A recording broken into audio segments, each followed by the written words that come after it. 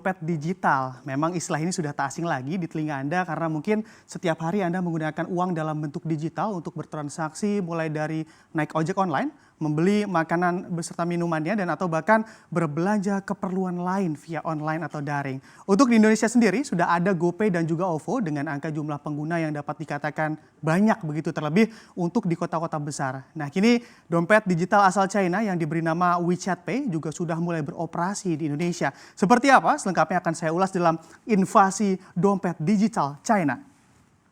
Nah, di sini raksasa dompet digital asal China, WeChat Pay resmi beroperasi di Indonesia. Sebenarnya perjalanan WeChat Pay ini untuk bisa masuk ke Indonesia sudah cukup lama begitu. Akan tetapi Bank Indonesia mulai memberikan izinnya terhadap WeChat Pay untuk beroperasi di Indonesia baru diberikan pada awal Januari 2020 lalu. Nah, dalam pengoperasiannya di Indonesia, WeChat Pay juga menggandeng CIMB Niaga sebagai mitra bisnisnya begitu dia.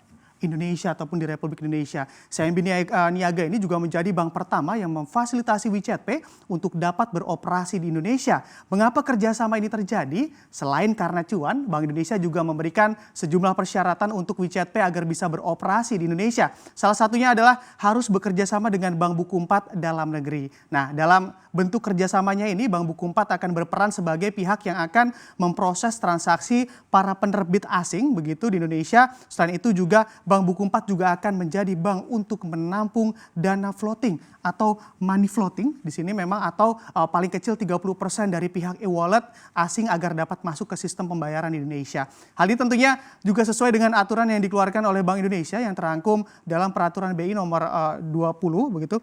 Garis miring 6 garis miring PBI garis miring 2018 tentang uang elektronik. Sejak Bank Indonesia memberikan izinnya untuk pengoperasian WeChat Pay di Indonesia, sebenarnya beberapa bank besar tanah air juga sudah bersiap begitu menjalin kerjasama. Beberapa bank tersebut yakni Bank Rakyat Indonesia, BRI, Bank Mandiri, Bank Negara Indonesia, BNI, dan salah satu bank swasta terbesar di Indonesia yakni Bank Sentral Asia atau BCA. Namun hingga kini beberapa bank tersebut juga masih dalam proses penyesuaian atau proses uji apakah sistem pengoperasian WeChat Pay ini dalam melakukan transaksi mampu diterapkan di beberapa bank tersebut. Kita tunggu saja kelanjutannya. Untuk Bank CIMB Niaga sendiri, pihaknya juga jelaskan bahwa kini CIMB sedang berfokus guna memperluas lagi merchant-merchant di Indonesia agar dapat bertransaksi melalui WeChat Pay. Nah, lalu seperti apakah skema penerapan atau penggunaan WeChat Pay di Indonesia? Bisa kita lihat di slide selanjutnya.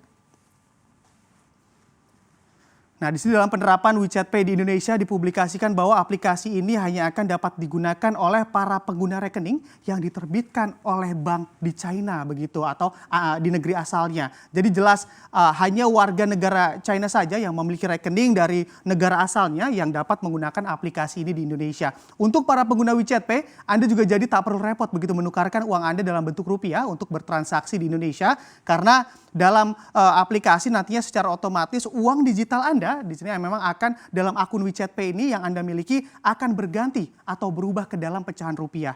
Dalam melakukan transaksi, aplikasi WeChat Pay ini juga dapat menggunakan QRIS atau Quick Response Kode Indonesia. Di sini seperti mesin edisi dan juga QR Code yang ditetapkan oleh Bank Indonesia sekaligus mempermudah pengguna dalam bertransaksi di Indonesia. Di awal tadi saya juga sempat menjelaskan begitu bahwa aplikasi ini hanya dapat digunakan oleh turis Cina atau yang memiliki rekening bank asal Cina saja. Tetapi Anda yang melihat jumlah pengguna dompet digital di Indonesia dapat dikatakan sudah cukup banyak. Apabila merujuk data dari Bank Indonesia, di sini memang pada tahun 2020 saja di sini jumlah akun atau pengguna aktif dari dompet digital sudah menembus angka 353,59 juta pengguna.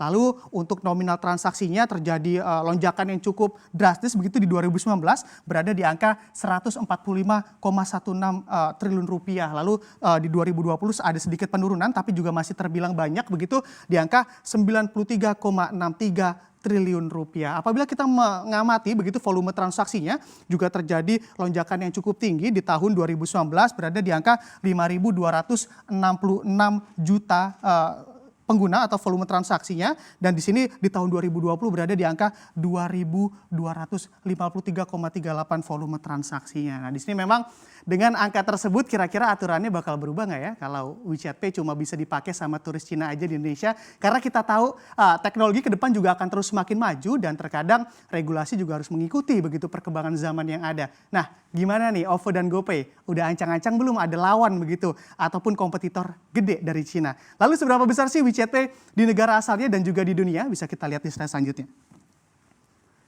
Nah, di sini menurut informasi yang dipublikasikan sejak didirikan pada tahun 2015 oleh Tencent Holding Limited atau juga sebagai induk dari aplikasi sosial media WeChat. WeChat Pay di sini memang sudah mempunyai 800 juta pengguna aktif begitu, dan juga memang WeChat Pay sudah menguasai 38,9% pasar dompet digital di China. Bukan hanya itu saja, WeChat Pay ini juga sudah mempunyai 3 juta toko di China, lalu juga sudah bisa diakses di 40 negara di dunia dengan 13 currencies atau 13 mata uang. Dan juga apabila dibandingkan dengan GoPay dan juga OVO begitu, GoPay di Indonesia juga sudah berhasil menguasai 58% pengguna aktif, pengguna di Indonesia atau pangsa pasar dompet digital tanah air, sedangkan untuk OVO berada di angka 29% pengguna aktif. Memang lebih banyak GoPay begitu angkanya dibandingkan oleh OVO. Dan juga selain itu karena WeChat Pay sendiri akan digunakan oleh turis Cina yang berkunjung ke Indonesia lebih khusus ke Denpasar, Bali. Nah, ini memang